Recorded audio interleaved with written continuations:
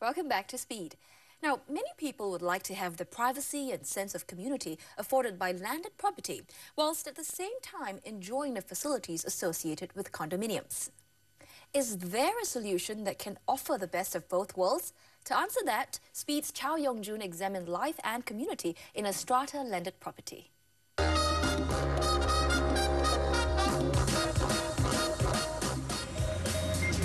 Private residential property in Singapore typically includes condominiums, landed and strata landed.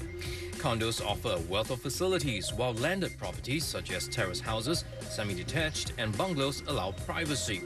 So, how should we classify strata landed properties? 20 years back, in 1993, was the first initiative where it was launched a hybrid whereby landed property homes, we call it as strata landed, whereby you have the look and the feel of a landed home, and yet at the same time you enjoy the facilities that usually come in a condominium, and that's how the strata landed came into existence. Strata landed properties seemed a perfect solution, giving you the best of both worlds. But let's take a closer look at the trade-offs and the issues you should consider before making a commitment of this size. For those who start off from a strata housing, mainly because they are families, they have young kids around. So they want their kids to enjoy the facilities as compared to landed house. Because landed house, you probably, unless yours is a very big piece of land, if not, you probably will not get that kind of facilities. Just like a condo, strata landed owners have to pay a maintenance fee that goes to the operation of the communal facilities. Depending on the facilities and share value, the sum can vary from a monthly fee of $250 to even more than $400. But who decides the share value of each unit? Common areas price are distributed based on the share value. So a person who has been contributing at a higher share value throughout the years, when there's an en bloc proceeds, minus for his own apartments, whatever the common area being pooled, the total proceeds of the common area will be divided by the total share value of the entire estate, and a person with a higher share value will tend to benefit more. Sharing ownership of land with nice, convenient facilities means there will be communal space. However, to enjoy communal living, one also has to be a good neighbor. Can this exclusive community develop a gotong royong spirit? And usually you will also see in some of these development, a community will start to grow. It could be a particular from nationalities, or it could be generally an expat community who like this kind of living communal. In some developments, the units are built so close to each other, you can almost see what your neighbor is cooking. This kampong lifestyle feels intrusive to most people today.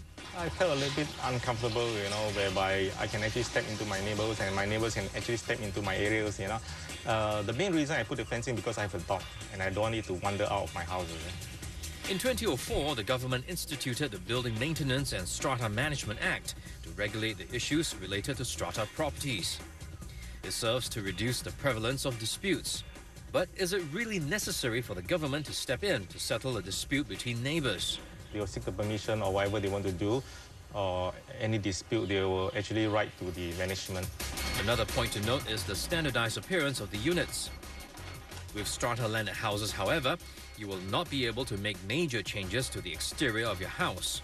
You must request approval from the management corporation before any changes are made. Is this an intrusive amount of control? Strata landed, there is a certain level of community living, and therefore if you don't have certain kind of guidelines, in everybody start to change the facade, and it is going to look very, very untidy, and it may cause an issue. Imagine if somebody who wants to just extend a bit of the balcony, and somebody want to have a bay window, and somebody want to have trellis, somebody want to paint black, and the overall, the look and the feel may not be to the advantage of the owners. New regulations in 2009 ensured the quality of strata landed property. With regulated minimum sizes, developers could not squeeze the large quantity of units into small land areas. The developer actually packed so many houses in a small plot of land, and there's a lot of complaints. It's just too congested. For a small plot of land, you have so many number of cars, you know, and cluster house usually built around other houses, landed properties, you know, and they are occupying encroaching their car park space and outside. The rising popularity is also partially due to the eligibility of foreigners to purchase strata property with a condominium status. Townhouses in such a way that foreigners do not need to apply through SLA as compared to strata. Strata, all the foreigners need to apply to SLA to get approval before they can actually buy the unit. As compared to townhouses, they do not need to. These days, developers tend to build more condominiums. The ratio of space to land area is much higher and offers a higher return on their investment. How will these changes in demand and supply affect the strata landed property market? There are people who value lifestyle, and because these strata landed do provide both and a hybrid, which is not a condominium living with high density. What they enjoy in a strata landed homes is low density, communal living, familiar faces, and therefore they do like it, and this is something I'm very certain is here to stay for a long time. Condominium, landed property and strata landed each have its own unique characteristics. But there's no guarantee of finding your own special gotong royong spirit.